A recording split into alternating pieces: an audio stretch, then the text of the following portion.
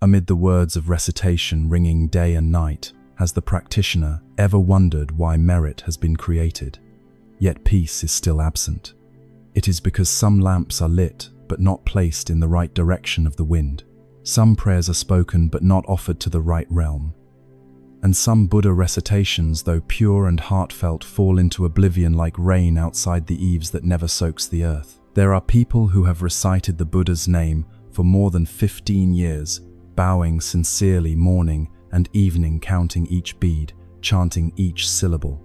Yet their family still faces difficulties. The mind remains agitated. Karma keeps arising.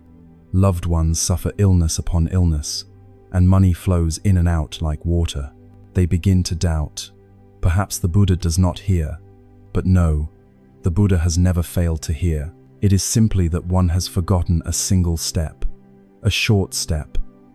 That is the bridge between merit and result. That step is dedication of merit. Reciting the Buddha's name is sowing the seed, but dedication is the channel that brings water to the fields so the crop can blossom and bear fruit.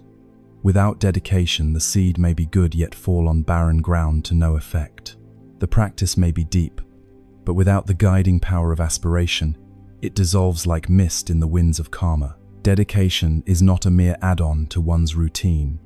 It is the final spiritual gate that decides whether merit is preserved or scattered. It is like simmering a precious medicinal decoction, but forgetting to strain out the pure essence. No matter how diligently one cooks, only cloudy water remains. One may have felt a gentle energy after each session of recitation, yet that feeling fades after a few days, a few hours, even after a single flare of anger. That is because the merit has not been gathered. Such merit is like fragrance not sealed in a glass vial. It diffuses into empty air. And because there is no dedication, the knots in one's heart remain without a way out. Hopes that children become virtuous, that the family be at peace, that old karma be dissolved. These remain mere longings without visible fruition. Yet there is a wondrous truth few practitioners know if one knows how to dedicate correctly. Merit is not only preserved but multiplied. Like a lamp lighting other lamps, it does not diminish but brightens an entire region of consciousness. Dedication may be but a whisper after recitation, yet its power can be like a great wind that can turn the current of karma. Those who know how to dedicate do not let a single seed of merit be lost. They sow with wisdom. And if today a person of affinity is hearing these words, it is no accident. A door is opening, the door that connects what you have practiced to the results you have long yearned for. Step through the first tier, where we re-examine a question we thought we knew well. What is dedication, and why, without it, does every merit fall away like petals drifting into the void? Sowing is not enough. One must lead the water so the field of blessings can bloom. That water is dedication. Tier 1. What is dedication?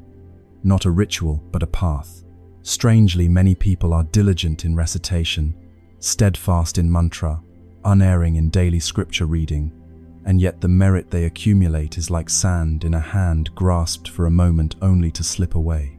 The reason is not a lack of sincerity, but a misunderstanding that dedication is a token line, a passage tacked onto the end of practice. In truth, dedication is not a ritual, but a path, silent yet profound, a way that guides merit beyond the confines of the personal self into the ocean of Buddha nature.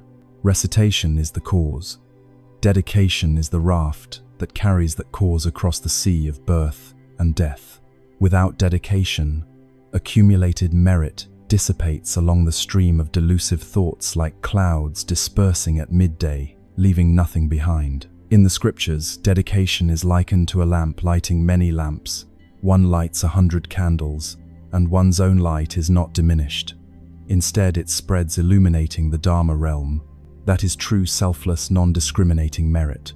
A sincere practitioner, when reciting the Buddha's name, does not do so only for themselves. They wish their elderly mother to suffer less, their ailing father to lessen his karma, their adversaries to be released, and even beings they have never met to be warmed by the light of the Dharma. This is the bodhisattva aspiration that begins with dedication. If we keep merit only for ourselves, that blessing is as limited as a drop of water that soon dries up. But when we dedicate widely, merit becomes a current flowing into the ocean, never to run dry. Some ask, Master, I have done nothing great, only a few recitations of Amitabha. What do I have to dedicate? The answer, a single wholesome thought arising from a pure mind is already light. A single recitation said with compassion can stir the spirit realm. The issue is not how much or how little, but whether we dedicate in accord with the Dharma. There was a poor old woman who recited the Buddha's name for a few minutes each night before sleep. She would always pray to dedicate her small merit to the karmic creditors and adversaries of past and future lives, wishing they be freed from suffering. A few years later, her children prospered and the household became peaceful. She passed away on a tranquil night, the mala still in her hand. Those around her did not understand how blessings had arrived so naturally, but those with affinity knew through dedication merit does not vanish. If one does not know how to direct it, however, it disperses like someone with great wealth who does not know how to invest and whose fortune fades with the tides of time. You may have silently begged the Buddha for your child to pass an exam, for your mother to recover, for yourself to find peace. Without dedication, those hopes are but leaves floating downriver, unable to reach the shore. Conversely, with dedication, even what you have not asked for arrives of itself. Why? Because dedication causes merit to grow according to the breadth of the heart. The wider the aspiration, the greater the blessing. The more selfless the vow, the lighter the karma. Merit does not come from the number of recitations, but from the vastness of the vow of the one who practices. And this is only the first tier. Tier 2 will unveil 5 wondrous ways of dedication that not only multiply the merit of Buddha recitation, but also connect it to one's parents, the departed karmic creditors, and innumerable beings. Step further, to learn how to dedicate in a way that even heaven and earth bow with joined palms. Tier 2. 5 ways of dedication that multiply blessings. From ancient times, the Buddhas have taught merit is not born to be hoarded, but to lead the way. If you want merit to endure and the light of compassion not to scatter in the winds of karma, you must dedicate in accordance with the Dharma, with the right mind, and in the right direction. Dedication is not merely a closing segment of a practice session. Dedication is a Dharma gate, a path, and proper dedication is a true step on the road of liberation. The first tier of dedication is to dedicate for oneself. A practitioner must first nourish the root, as a tree must deepen its roots to grow tall. One who wishes to liberate others must first steady their own mind. To dedicate for oneself is not selfishness, but an indispensable foundation. Dedicate so that this very stream of consciousness becomes settled, this body healthy, and this wisdom opened. If the body is ill, practice is difficult. If the mind is chaotic, the Dharma cannot enter. If understanding is obscured, even a bright path becomes dim. Dedicating for oneself is the first step in transforming karma, the first step in gathering merit into the stream of consciousness as provisions for the path. Make a vow, may the merit of today be dedicated to this body and mind. May all karmic obstructions be dissolved, wisdom increase, and my steps on the Bodhi path be firm and unretreating. This is a declaration, not a doubt, not a conjecture. The Buddha clearly taught whoever practices in accord with the Dharma and dedicates for themselves with a pure heart can turn misfortune into blessing, delusion into awakening, and darkness into clarity. The second tier of dedication is to dedicate for one's living parents. Parents are the root source of our blessings. Dedicating merit to them is the highest filial piety for a child of the Buddha. Parents need not practice, recite, or know scriptures. Yet, if the child practices daily and dedicates that merit to the parents' blessings, will quietly dissolve karmic obstructions that the parents themselves cannot bear alone. The Kshitigarbha Sutra states clearly, if a child sincerely dedicates, even parents with heavy karma can have it lightened. Chronic illness can be relieved. A benighted mind can give rise to faith. Make this vow, may the merit of today be dedicated to my living parents, that their bodies be at ease, old karma be dissolved, their minds inclined toward the Dharma, their lives be light and gentle, and at life's end they encounter a good, spiritual friend.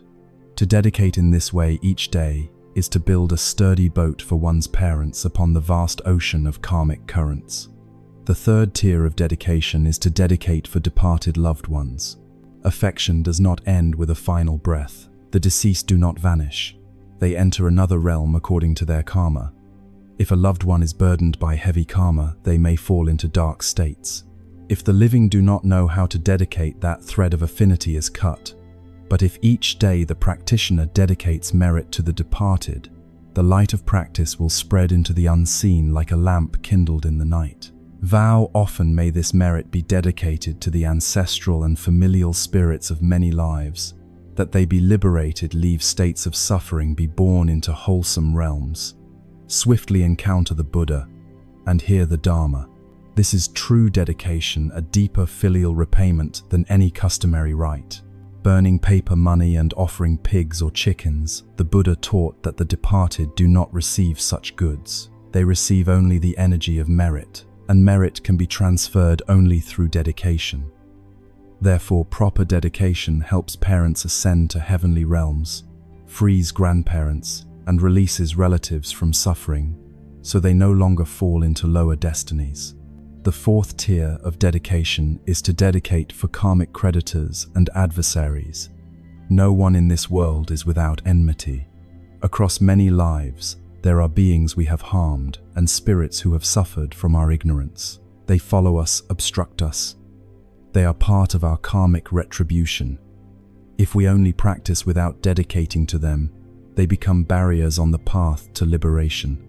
But if we know how to turn the mind and offer them our merit, enemies become good friends, obstacles become supportive conditions. Vow thus, may this merit be dedicated to all karmic creditors and adversaries of many lives, that they relinquish resentment, abandon anger and delusion, give rise to the vow to practice, meet wholesome Dharma, and swiftly attain liberation.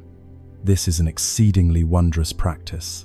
The Buddha taught that some people, though not practicing much themselves, dedicate merit wholly to their karmic creditors, and upon death are still born into good realms because they resolved the heaviest knots. To practice without dedicating to karmic creditors is like building a house without sweeping the foundation. Blessings exist yet remain precarious. Merit exists yet is quietly drained by unresolved shadows. The fifth tier of dedication is to dedicate to all beings throughout the Dharma realm. This is the highest tier, the Bodhisattva's step, the vow of those who truly wish to escape the cycle of birth and death. When the heart no longer stops at the small self, merit opens like water flowing into the sea. To dedicate to all beings is to expand one's heart to the boundless, making no distinction between near and far, foe and friend, good and evil, for all are beings in the Dharma realm, enduring suffering and needing liberation. Make the great vow, may this merit be dedicated throughout the Dharma realm, that all beings swiftly leave suffering, escape ignorance, encounter the wholesome Dharma, and accomplish Bodhi. Such a vow is the heart of the Buddhas. A practitioner who dedicates in this way plants a seed of liberation with each step and shines light on 100,000 worlds with each recitation. The Buddha taught one who dedicates with a vast heart has merit as high as heaven and as broad as earth, immeasurable and inexhaustible. These 5 tiers of dedication are 5 rungs that expand merit from small to great, from limited to limitless. Each tier is a practice. Each is a method for transforming karma. Dedication is not an ending. Dedication is the true beginning of a lifelong practice in which nothing is lost. Whoever knows how to practice must know how to dedicate. Whoever knows how to dedicate will find that merit is no longer a mere wish, but the real current that nourishes the Bodhi lotus in the practitioner's own heart. And if one has traversed these 5 tiers with full sincerity and right faith, one now stands before a higher gate. How can each dedication be fully correct, without error and without waste? The answer lies in the 3rd Dharma tier, which unveils 3 essential principles for bringing dedication to perfection.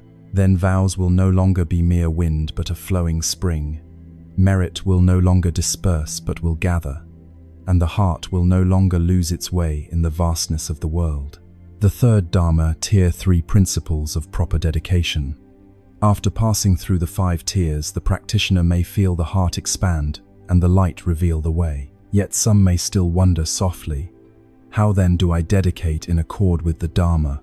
What must I do so as not to stray, not to waste effort, not to let merit fall again into the void? The first principle is this: dedicate with a sincere heart. If the heart is not sincere, the vow's benefit is hollow. There is no need for elaborate formulas or loud recitations.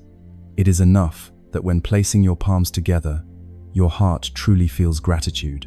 It is enough that when voicing your vow, your heart truly intends to convey that merit to the right place and the right recipients. Sincerity is something no one can imitate and no one can replace. Dedicating with a sincere heart does not require much time. After each recitation of the Buddha's name, each chanting of a sutra, or each wholesome deed, simply sit quietly, take a deep breath, and give rise to the vow. Say, "May the merit of this," and then name the recipients to whom you wish to direct it. When the heart is truly sincere, the vow opens like a lotus on still pure water, without doubt, without laziness, without haste. The second principle: keep the mind pure. In dedication, a pure mind does not mean thinking of nothing. It means not letting stray thoughts intrude at the moment of dedication. Do not pray while thinking about tomorrow's work or yesterday's household affairs. Offer it as if presenting a fragrant flower in the Buddha's realm. If your hands are still dusty, the flower is not whole. To keep the mind pure, simplify your practice. Elaborate rituals are unnecessary. Choose a fixed time each day, after morning Buddha recitation, after finishing one round of scripture chanting, or even after completing a small good deed, helping someone, offering a forgiving smile. Any wholesome act can be a small fragment of merit, sufficient for dedication. When you read the vow, read slowly. Enunciate each word as if speaking to the Buddha, to the heavenly beings, to all sentient beings. A simple, complete vow could be, "May the merit of this be dedicated to the peace and well-being of my own body and mind, to my parents and relatives, to those who have ever resented me, and to all beings, that they may be happy, free from suffering, swiftly meet the Dharma, and soon be born in the Pure Land." One such vow recited steadily each day is enough. The third principle: maintain continuity without interruption. Merit needs to be dedicated steadily like drops of water, filling a jar one drop at a time, day after day, until it is full. If you dedicate today and forget tomorrow, if you pray this week and neglect it for a month, the light will flicker, lacking the power to illuminate the fog of karma. A practitioner does not need to dedicate many times a day, but must be steadfast. Once a day is enough. Choose the right moment, keep the mind firm, and maintain this habit as a daily appointment with the Buddha. Take dedication as the close of the day, the small candle you light before sleep, a single recitation that sends off worldly worries so the mind can rest in wholesome light. Proper dedication requires no scholarship and demands no wealth. It needs only one thing: a true heart. When the heart is true, the words are complete and the mind is at ease. Then even a single sentence, a single phrase, a single moment can transform old conditions. Blessings ripen, and the path of practice shines like a full moon night amid ignorance. From these 3 principles, sincerity, purity, and continuity, the practitioner has laid the foundation. Now, so long as the flame is kept from going out each day, merit will never be squandered, dedication will never be in vain, and the light of the way will no longer stray from the path home. If the practitioner wishes dedication to become a continuous stream like a spring that never runs dry, like fragrance that does not fade, the next Dharma tier opens. How to make dedication a sacred habit, not a single act but a way of living. Dharma tier that turns merit into provisions for countless lifetimes. A Dharma tier of unbroken continuity. That will be revealed in the next step. Dharma tier 4. What happens when one dedicates fully for 3 months? In the first month, there will be no fireworks in the mind, no halo before the eyes, only very quiet steps. One sits after practice, joins palms, dedicates, and feels as if speaking into emptiness. No one hears, no one knows. The household is still noisy children, still inattentive, the world still full of difficulties. A question sometimes falls into the heart. Will this merit reach where it needs to go? Do not forget the heavenly beings know. Visible and invisible beings sense the subtle waves. Your own mind is quietly cultivating. A person who dedicates sincerely, even if unseen, sends light throughout the Dharma realm, like incense permeating space, impossible to stop. By the 2nd, 3rd, and 4th weeks, you will feel something changing. Not loudly, but clearly the mind becomes a little lighter sleep, a little deeper, the face a little less burdened. Things that used to annoy now ripple like small waves. Life is not necessarily easier, but your inner stability has grown. Each dedication is a shedding, each vow a cleansing of the heart. In the 2nd month, results begin to appear, not material ones, but subtle transformations. A relative with whom you were at odds speaks more gently. A difficult child suddenly asks about the temple and the Buddha. A lingering illness at home eases like a change of season. No explanations are needed, no expectations required. The practitioner knows inwardly blessings are ripening. By the 3rd month, wonders begin to show. It is no longer a private act, but a current that flows through the whole family. The practitioner naturally becomes the center of peace in the home. Words carry more strength, the gaze more kindness. Anger, blame, and grasping no longer govern. Old fears no longer make the heart tremble. Deeper still, a sacred feeling sprouts that one is living, and living a life worth living. If you have practiced dedication continuously for 3 months, please return here and leave a comment below this teaching. No need for details, just one sentence: I have seen it. Let those with affinity who still doubt or feel weary know they are not lost. They need only to keep walking. What then does 3 months of wholehearted dedication bring? First, the practitioner is born by an invisible strength, less anxious about tomorrow, less haunted by the past.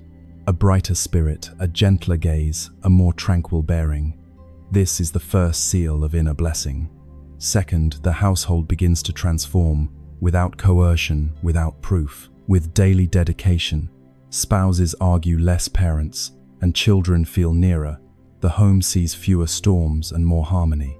The light of the practitioner spreads like the sun shining without choosing where. Third, children begin to form affinities with the Dharma. Even if they do not yet understand principles or recite the Buddha's name, they are unconsciously wrapped in wholesome energy. Studies go more smoothly. Temperaments soften. The practitioner clearly sees that the merit dedicated to the children has not fallen into a void. It becomes an invisible garment, shielding them from many misfortunes we ourselves cannot foresee. Fourth, unseen beings around the practitioner also receive benefit. Karmic creditors and adversaries bound to us through many lives are resolved. Spirits who once trailed us in resentment are invited into the stream of Dharma. Dedication saves not only oneself, but also those who once suffered because of us. This is great loving kindness and great compassion, the bodhisattva heart arising within an ordinary person. Fifth, the practitioner is quietly establishing a stream of wholesome causes for countless lifetimes to come. The merit accumulated from 3 months of dedication does not disappear. It is impressed deeply upon the stream of consciousness. If it does not ripen in this life, it will ripen in the next. If the next life lacks sufficient conditions, then in a more distant life, it will lead one closer to the Buddha. Each day of dedication is a brick paving the road to rebirth in the Pure Land, a lotus stem planted in the land of ultimate bliss for oneself. So what happens after 3 months? Dedication is not magic, but the manifestation of cause and effect. It does not change a single thing. It changes an entire life. It does not bestow blessings upon others so much as it revives oneself. And if one has completed 3 months, one will no longer wish to stop. When the light has already dawned in the heart, no one wants to return to darkness. Yet all that has been heard and understood is not enough. If one does not take the final step, then no matter how bright the merit is, if it is not directed to the right place, it will still be lost like water in a vessel. If it is not offered up, it will stagnate and fade. The final step of the practitioner is to seal the practice, the concluding dedication rite, in which there is no theory and no ornament, only a single vow that offers one's whole heart to the Buddhas of the 10 directions. From this true dedication begins. It is the rite that carries the mind from the shore of delusion to the harbor of awakening. If you are ready, that rite begins now, the sealing practice, the dedication of the merit of hearing the Dharma. The practitioner has completed a full Dharma session from the opening door, where recitations were once scattered by worldly winds, to the first Dharma tier, where dedication ceased to be a mere ritual and became the flow of a sincere heart. You have climbed the 5 rungs of dedication. Each rung is a wondrous cause for yourself to open wisdom, for your parents as profound filial repayment, for your relatives to resolve and be ferried beyond cyclic existence, for karmic creditors and adversaries so enmity turns to friendship, and for all beings so the heart merges with the Buddha's ocean. From there, you have learned to dedicate in accord with the Dharma, keeping a heart that is sincere, pure and unbroken, as a daily rite that is not lofty or complicated, but steady as a practitioner's breath, maintained for 3 months.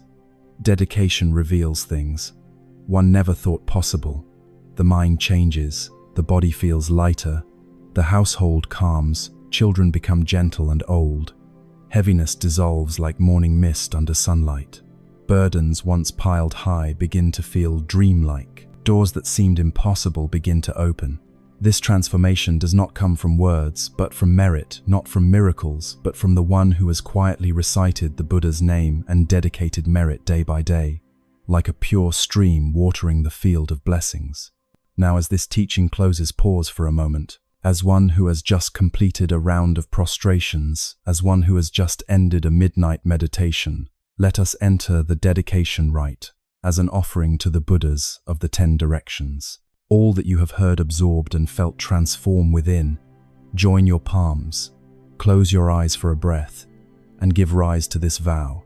May the merit of hearing the Dharma today, if there is even a little light that has transformed my heart, a little compassion that has softened it, a little understanding that helps me live more mindfully, be dedicated to the peace and well-being of my own body and mind. To my parents through many lives, that they be freed from suffering, to karmic creditors and adversaries that enmity be resolved, and to all beings throughout the 10-direction Dharma realm, that all form wholesome affinities with the Buddha Dharma hear the true teaching and be reborn in peaceful realms. May this merit not be mine alone, but a lamp for those who come after a spring for the parched, a prajna boat that carries drifting souls across the river of delusion. Homage to the original teacher, Shakyamuni Buddha. Though this life is brief, if we live in right mindfulness and with a compassionate heart, each day will cease to be meaningless. In truth, people are not afraid of suffering itself. They fear suffering without knowing why. Some anxieties smolder year after year. Some children seem well provided for at birth, yet as they grow they stumble, are buffeted, and break again and again. Some families look warm and secure from the outside, yet inside they are cold and distant, living under one roof without truly understanding one another. Then we begin to doubt. We doubt fate, we doubt the law of cause and effect, and even question the goodness in our own hearts. We have lived gently, quietly, harming no one. We still light incense every day, pray to the Buddha, honor our ancestors, do good deeds, and yet it seems no one hears our prayers. It seems our children are not favored by heaven. But do not blame quickly and do not let go. Above all, do not imagine you are without blessings. There are blessings that do not lie in grand acts but dwell quietly in the smallest things. There are karmic obstructions that do not crash down as disasters, but seep in little by little through distorted thoughts and smoldering resentments within us day after day. I am not here to tell you what you must do, nor to insist that you chant scriptures or perform rituals every single day. If one day you are too busy or you forget, it is all right. What I wish is simply to sit here and share gently with you 5 simple things that are enough to illuminate an entire household. If the mother, the keeper of the hearth, gives rise to a wholesome thought each day and lets her heart incline to goodness, not only will the children's fortunes change, but that very family will gradually brighten in a wondrous way. This is not a miracle, but a principle. Not superstition, but the law of cause and effect. And remember, doing 3 of these is not a limit. The more you can do, the more peaceful your heart will be. Please listen through to the end, take in each word, understand each sentence.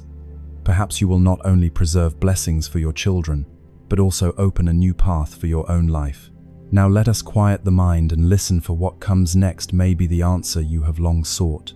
First, let go of resentment, keep a compassionate heart, and refrain from hurtful speech, so that your children inherit wholesome karma. Have you ever wondered why some children are gentle from birth, easy to raise, quick to learn, and meet with smooth success, while others, without being taught anything bad, grow up defiant, often sickly, unstable in temperament, as if some invisible force were constantly obstructing them? Many think this is fate, but in truth it begins with the mother herself. It is not about what the child eats or wears, nor about how prestigious the child's school is. It is about whether the mother's inner being is genuinely light and serene, whether she can release the accumulated anger and grievances of her life. A mother whose heart is at peace is a lamp lighting the child's path. If the lamp is bright, the child sees the way. If it is dim, the child stumbles. And a mother's heart is seldom at ease. There is something that many people do not know, or know, but easily forget. Karma does not only affect oneself, it also spreads to loved ones, especially one's children. Like a wind with no form and no sound that can fell an entire forest, a mother's mind. Even a single hidden moment of resentment can generate a current of karmic force that quietly sweeps her child off course in life. In the Buddha's teaching, there is a very profound concept called shared karma. It means that those bound by blood, especially mother and child, share a common spiritual field of energy. When the mother's mind trembles, the child's mind is unsettled. When the mother harbors resentment, the child is born as if caught in the gusts of karma. When the mother sighs and blames life, the child absorbs that air of discontent and grows up with a heart full of thorns. This is not superstition, but a subtle and very real connection between the mother's energetic field and the direction of the child's destiny. Let me tell you a true story. There was a woman betrayed by her husband, scolded by her mother-in-law, and abandoned by her friends. Outwardly, people praised her as gentle and kind, but only she knew how many wounds and resentments she carried that had never cooled. Each night in bed she replayed the harsh words of years past, the old injustices, the silent pains. She did not curse or quarrel with anyone, but inwardly she always wished that heaven had eyes and that bad people would pay the price. Her son was difficult to raise from infancy. He was hot-tempered and struggled in school. When he grew up and worked, he met one obstacle after another, one failure after another. Each day he seemed to carry a stream of bitterness, a prickly mood like his mother's, not resembling her face but resembling her heart, which always felt the world was unfair and people hard to love. One day the mother happened to hear a Dharma talk by a monk about the mind's karma and the invisible impact of a mother's mind on a child's blessings. She burst into tears, not from grievance, but from awakening. It turned out that for years she had done no harm to anyone, yet her unrelieved resentment had caused her son to bear unjust karmic consequences. You see, karmic offense through speech does not have to be spoken aloud. It begins with the wounds we refuse to heal in our own hearts. The Buddha taught that a single moment of anger can burn down a forest of merit. You may go to the temple, make offerings, and recite the Buddha's name every day, but if your heart still knots up, if you still sigh over old stories, if you still think of someone with a smoldering irritation that is a hidden fire of anger still burning, and the first one to be scorched is none other than the child you love most. Do you know why in Buddhism the mother is called the primary source of the karmic path? because she is the one who plants the first karmic seeds for a child. Even if the child does nothing wrong, if they grow up in an atmosphere filled with resentment, blame, and irritability, they will inhale that air like breath and gradually become a continuation of the mother repeating her path, creating karma, just like hers. A mother who is compassionate, gentle, and knows how to quietly let go will give her child a smooth and light path in life. But a mother who does not utter harsh words outwardly yet nightly gnaws on old pains and secretly blames life and resents others can unknowingly sow karmic obstacles into her child's heart. If you think I don't resent anyone anymore, try to be still for a day. Do you still sometimes bring up an old story with a sigh? Do you sometimes lie down at night with a silent grievance thinking of someone who once hurt you? Have you ever blurted out, "Life is unfair. Heaven does not favor good people"? If so, those are signs your heart has not truly released. And when the heart has not released, karma remains. The first to bear the consequences will be your child. So how do we escape this loop?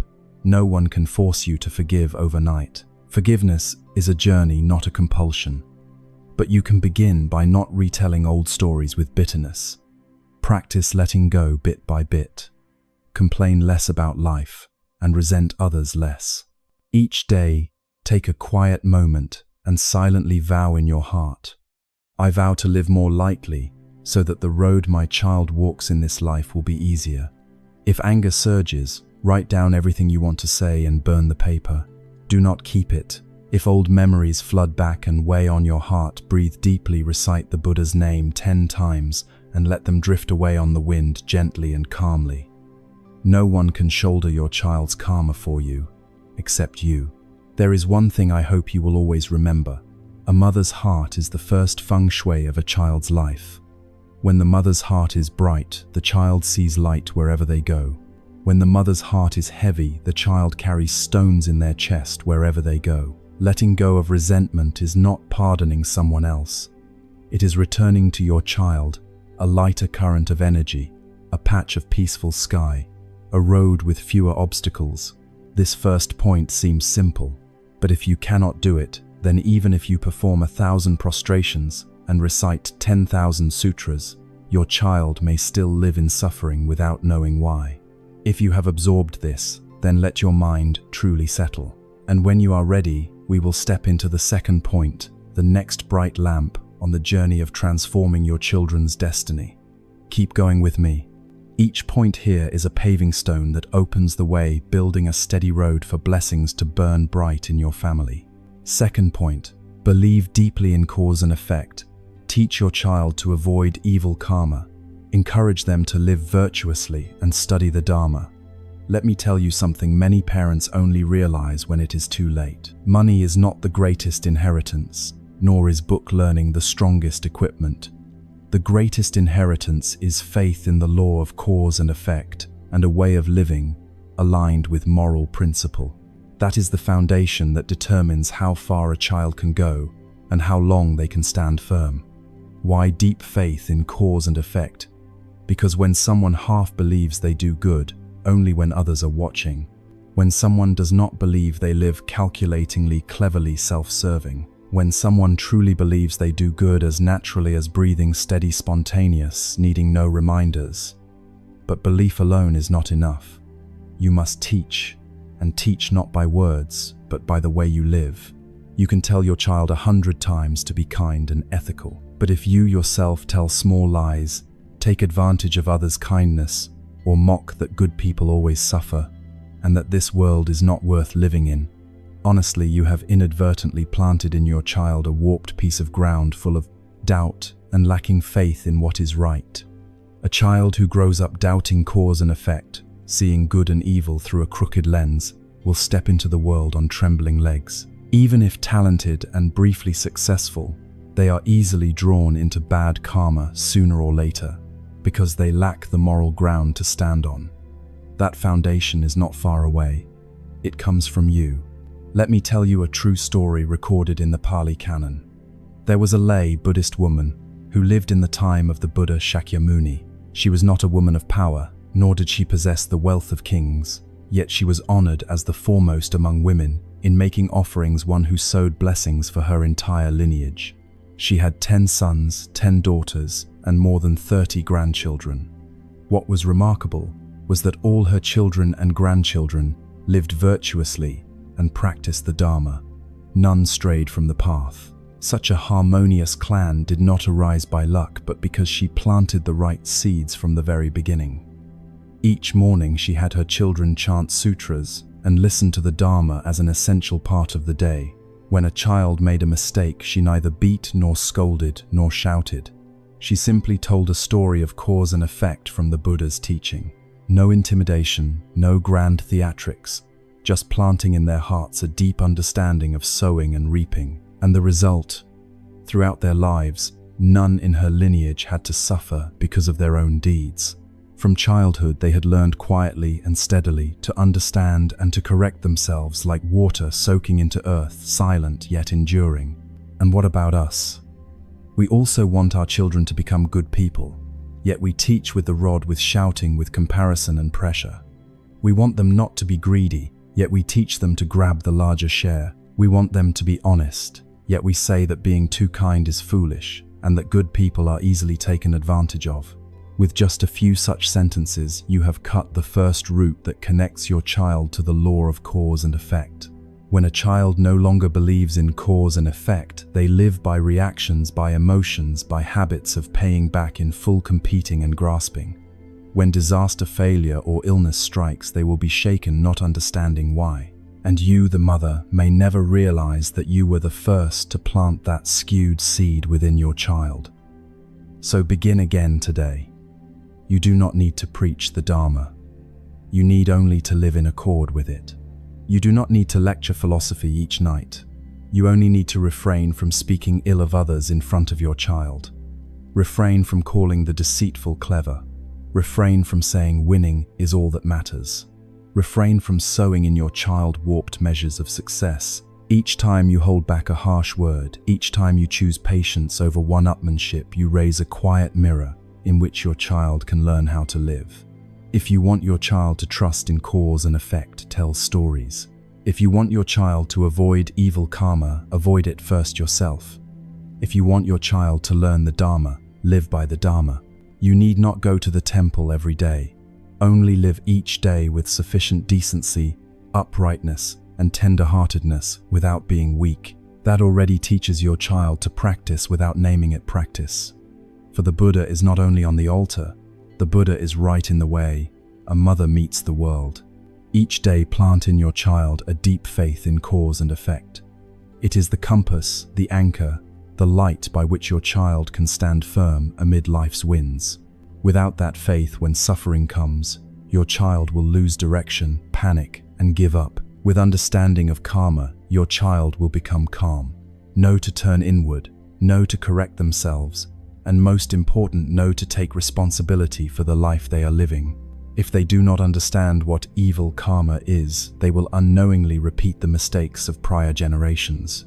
If they do not learn the Dharma, they will learn from the world, and the world does not teach compassion, forgiveness, patience, or unconditional love. Therefore, whether a mother is rich or poor, highly educated or not, if she lives with virtue, reason, and a kind heart, she has already changed the destiny of an entire lineage. Once morality is planted in a child's heart, it never disappears.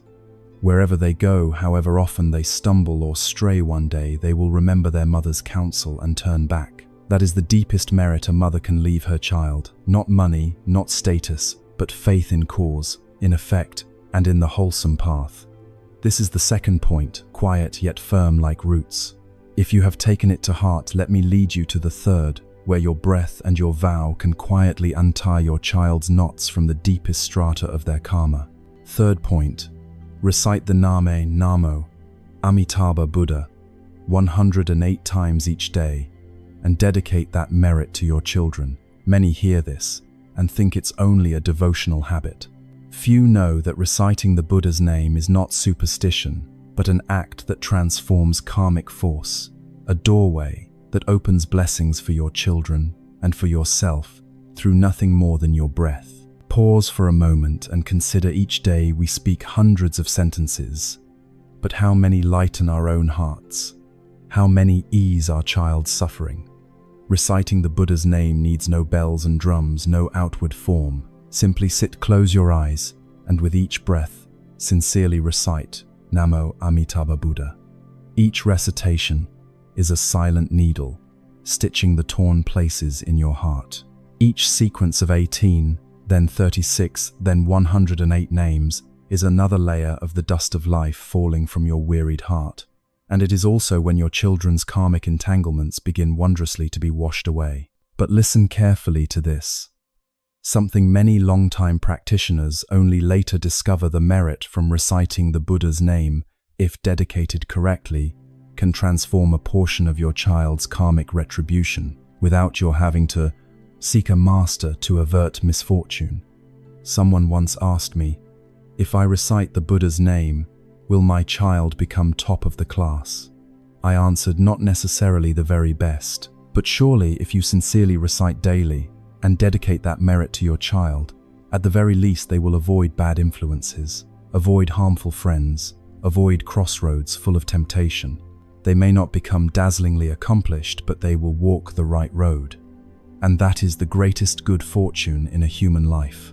But wait, reciting the Buddha's name is not to ask for anything, not to trade for luck, not to beg for high scores, not to demand favors from the Buddha. It is to transform your own mind. When your mind changes, the energetic field of the household changes. When the energy around your child changes, then ancestors and benevolent spirits can more readily respond and protect. Do not underestimate a single daily recitation.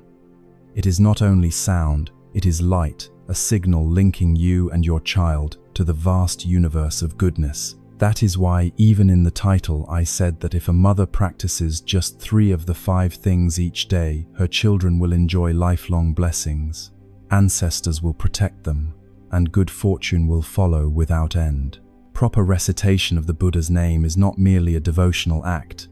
It is your opening of a doorway that connects the mother's heart with the meritorious current that links the visible and the invisible.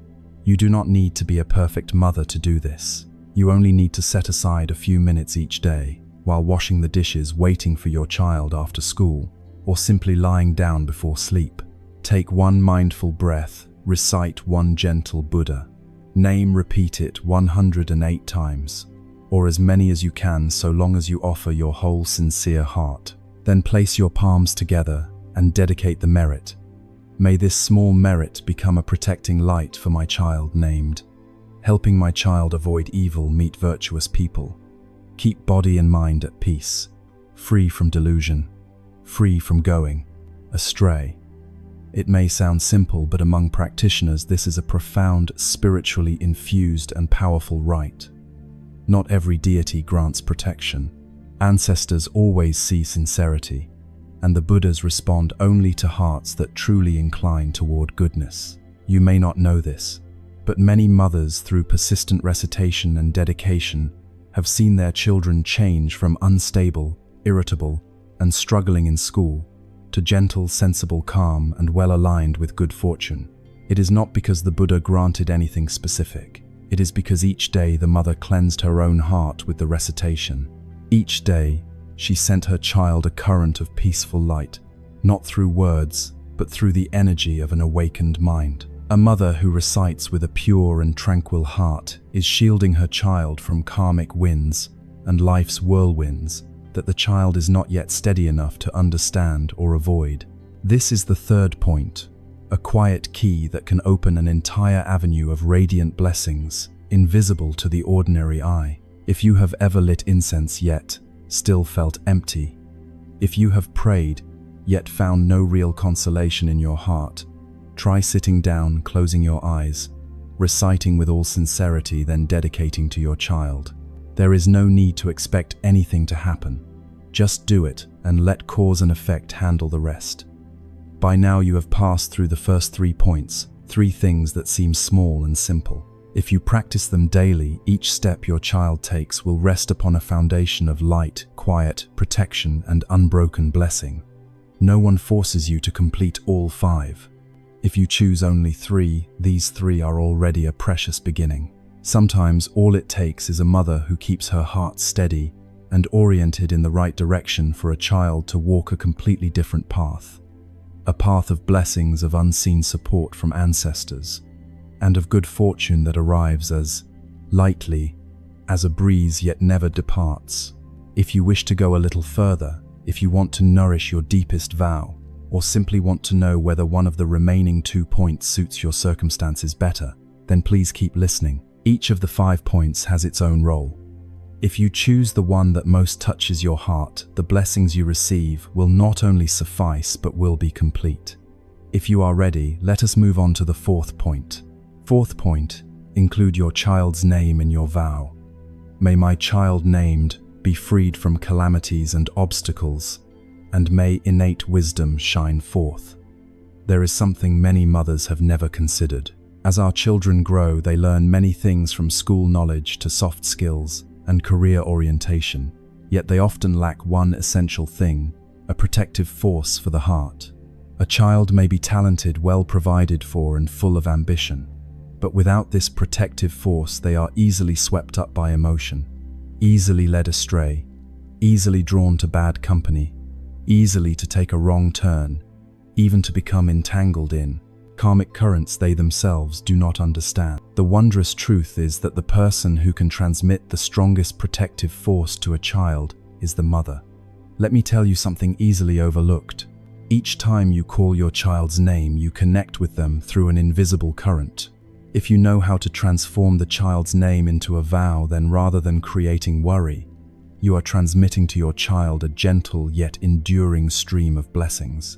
The simplest way is to use your child's very name in your daily vow. No ornate ritual is needed, no complicated script. You only need a quiet spot, an even breath, and a silent, sincere heart. For example, you can repeat quietly within Namo Amitabha Buddha. May my child Wenvana be freed from calamities and obstacles, and may innate wisdom shine forth. May they turn away from harm, meet what is wholesome, be peaceful in heart, be clear in mind, and not go astray in life. It sounds simple, yet this is a kind of practice, the mother's quiet cultivation. It is a pure spiritual connection that needs no outward form, no bells or wooden fish. It requires only the heart, a mother directing light toward her child through faith, goodness, and right mindfulness. In the Buddha's teaching, there is a concept called wholesome verbal karma, meaning that speech itself can create good karma. Each time you invoke your child's name with a wholesome heart, you are establishing a small Dharma altar within your own heart, sending loving energy through the layers of your child's consciousness, gradually loosening knots invisible to your eyes, heading off misfortunes your child has not yet encountered. You cannot prevent your child from stepping out into the world, but you can lay a soft carpet beneath their feet with the sincere power of your vow. Why is this so special? Because some karmic forces do not arise from your child. They come from the lineage, from past lives, from karmic creditors, yet to be resolved. If no one dedicates merit, these karmic currents can descend upon the child like an invisible burden. But if there is a mother who sincerely intones her child's name each day, those karmic currents will begin to soften. A bend will appear in the stream.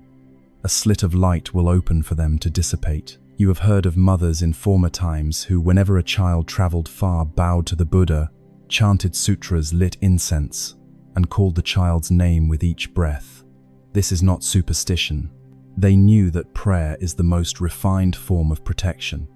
It is not noisy or ostentatious, but its efficacy permeates every cell of blessing. You have seen children who are not top students and not especially quick, yet their lives remain peaceful. They meet good people and avoid deep pits. This is not accidental.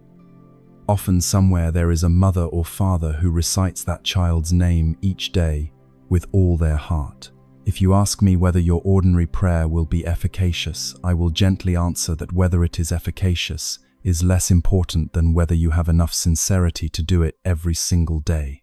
Because cause and effect do not hear words, they only sense the heart. A mother's prayer does not need to be heard by anyone. If it is sincere enough, heaven will know, the Buddha will know, and your child in an unseen way will feel it too. A mother's prayer need not be loud or audible. It need only be sincere, and each word becomes light, a light that wraps around thin karma, a light that dispels the evil quietly approaching. Each wholesome breath of the mother is an invisible embrace that wards off misfortunes not yet formed. The fourth point does not require many words or a change of lifestyle. It only asks that once a day, in a free and quiet moment, you sit silently, call your child's name, and speak a simple, clear, heartfelt vow. This is especially effective for children in their rebellious, adolescent, and unstable years. In that period, words no longer enter through the ears, but vows can still soak into the stream of karma, not through the ears, but through the spiritual layer. Try it. You do not need to change your whole life, only a moment of each day. Sit down, breathe deeply, call your child's name, and wish them good things. Just that, and you have quietly placed a protective seal on your child's destiny. If the first 3 points are the foundation, then the fourth is a current of light running from a mother's heart into her child's fate. No one sees it, but the ancestors bear witness. No one notices, but the heavenly beings respond. This is also why I say that if a mother can do just 3 of these 5 things each day, her children can enjoy blessings for a lifetime. Ancestors will quietly protect. Good fortune will follow without end. Now there is one final point. The fifth is for the lineage, not only for your child, but for grandparents, parents, those who came before, and the generations to come.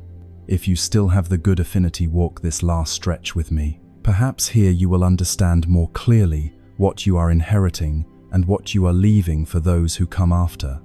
Fifth point, dedicate every wholesome merit of the day to your parents, your children, and your ancestors. There is a very quiet truth that, once understood, changes entirely how we live each day. Human beings do not live separately. We live in a stream, the stream of karmic force of blessings and of the invisible connection among generations. Imagine this, a newborn child who has done nothing wrong, harmed, no one created, no great karma, yet is already burdened with illness, misfortune, want, or unexpected upheavals. How can this be? Perhaps the child is carrying unresolved karma of the lineage, or perhaps the child has been sent to resolve that karma. Do not rush to blame the ancestors. If there is karma handed down, there are also blessings passed on. If there are burdens, there are also good seeds quietly blooming. If you are the one who recognizes this, you are the one who can transform it. Every good act you do each day, even a kind word, a small deed of help, a minute of Buddha recitation, a single time you choose not to lose your temper, can accumulate as merit. The Buddha taught that filial piety is the foundation of all merit. Among the countless expressions of filial piety, one is very quiet yet profound. Dedicate the merit you gain each day to grandparents, parents, and ancestors, so that together you can uplift, together you can progress, together you can resolve. Why is this so important? Because not everyone in your lineage has the affinity to study the Dharma. Not everyone has the time to practice, to awaken, to turn back. Some have left this world in ignorance, in resentment, in heavy karma not yet resolved. But if in that lineage there is one person who knows how to practice, to do good, to live rightly, and then dedicate, that person is the small lamp, lighting the way for many souls still wandering. And you, the mother reading these lines, may be that person. You need not do anything grand. Today, if you help someone restrain a harsh word, choose one wholesome action, then when you finish, take a deep breath and give rise to the thought, may this small merit be dedicated to my living parents, to departed grandparents, to ancestors, of many generations, to those spirits still heavy with karma and not yet liberated. If there is enmity, may it be resolved. If heavy karma remains, may it be lightened. May our whole lineage have a brightened mind and renewed affinities, sowing seeds of blessing for descendants to come. With that single thought, you have opened a door that connects present and past, a door that resolves what seemed to have gone to sleep and sunk into oblivion. You may have heard the saying, a virtuous lineage yields flourishing descendants, a lineage that amasses karma burdens later generations. The reverse is also true. if a prior generation created karma, but in this life, someone stands up to practice, to repair, to dedicate, and uplift that person, is the point of transformation. You are the one who reconnects the severed stream of blessing, laying a new brick for a current of peace. You may be that person. A mother who knows how to dedicate does not only love her child with the heart, she loves grandparents and ancestors with wisdom. She understands that a child needs more than affection. A child needs a bloodline cleansed at the root. If you can practice this 5th point daily, not only will your child receive blessings, but you will be repaying the debt of gratitude to the many lives that brought you to this seat, and you will be prepaying blessings for the lives yet to come, the paths your descendants will walk. Dedication is the deepest kindness one can offer to the ancestors, and it is the most durable, invisible gift a mother can bequeath to her children. We have now passed through 5 points, 5 that seem simple. Practice daily, your child will walk upon a foundation of blessings. Ancestors will quietly support, and good fortune will accompany like breath, gentle yet unceasing. You do not need to do all 5. You need only to do them with sincerity. One heartfelt act is worth more than 1,000 done without feeling. If you have come this far, let your heart grow still for a moment and ask, which point can I begin with today? Blessings do not arise from grand events. They begin from a kind heart, from a quiet choice, from a small prayer that is already enough. Perhaps if you begin today, your child and your whole family will start a very different journey from this very moment. If you have listened this far, allow me to say one last word, not to end but to open a new beginning. Hearing these 5 points in full is no accident. It is a great good affinity, a deep karmic connection between you and the Buddha Dharma, between you and the path of transformation, between you and the light of compassion. Not everyone has the affinity to understand that each breath of the mother, each wholesome vow, each quiet good deed is silently shaping a child's destiny and sketching the blessings of an entire family. If today a single sentence moved you, if something here made you think of your child, your mother, your ancestors, then please do not keep it to yourself. Some people lament, "I have not done anything evil, I live kindly. Why do I keep meeting setback after setback? Illness, loss, hurt, and loneliness. Is life too unfair?" The answer is no.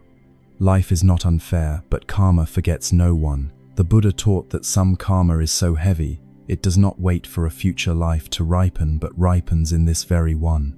Some retributions do not need anyone else to sow them, because we ourselves have carried them from many past lives. Here is a story about a woman named Huang. She was compassionate, always helped her neighbors, lived, simply worked hard, and was filial to her in-laws. Yet her life bore suffering in succession. Her young child was ill, and her husband died suddenly in an accident. Later, she herself was diagnosed with cancer. Seeing her, some asked with pity, "You live so well. How could heaven let you suffer like this?" An elderly monk who heard this gently said, "Do not blame heaven. Look more deeply. What she bears may not come from this life, but from residual karma of many past lives. When fruit is ripe, whether sweet or bitter, it must fall. But if her heart remains wholesome, then this suffering is the chance to repay karma sooner and more lightly, and new blessings will emerge. When a glass is full of dirty water and we want to pour in clean water, we must first pour some of the old water out. In the same way, suffering does not always come to punish, but as a kind of purification. One who practices does not ask, "Why am I suffering?" but asks, "Now that suffering has arrived, with what kind of mind shall I meet and repay it?" There are those who have killed, caused harm, or sworn oaths of hatred. All those seeds, if conditions are not yet sufficient, remain in storage consciousness, like seeds deep in the soil. When they meet wind, rain, and light, they sprout. Do not think that small wrongs you have forgotten no longer exist. Do not think that quiet good deeds are meaningless. Every action, every word, every thought is a seed. Karma is an unbroken thread. If in this life suffering comes in a rush, understand that you are being allowed to repay quickly, early, and cleanly. That is a precious opportunity.